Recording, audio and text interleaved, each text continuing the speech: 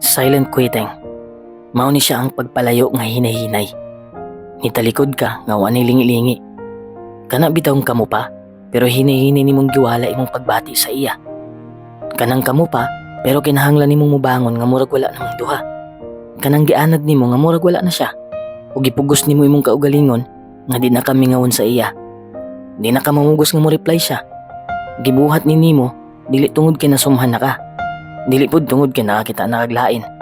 Maamong gud ni pamaagi nga mopalayo ka sa tawo nga nawala na ang gugma nimo. Kanang di kaniya priority. Kanang gihulat na lang kaniya nga kapuyon ka para mauni ang hinungdan nga mubulag kaniya. Kanang partner nimo nga namiga na sa lain bisag kamo pa. Kanang dali na kayo siyang mairita bisag gusto lang kang makigstorya.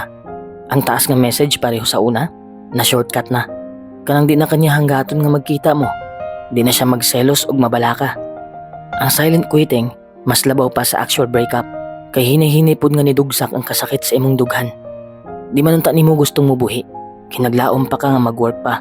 Pero hinay-hinay pud siyang nabugnaw sa imo. Makabuang, di ba? Pero wala kay laing mabuhat kundi ang mulaom nga naa pa. Nga gihigugma pa kaniya hangtod niabot ang adlaw nga mabugnaw na pud ka.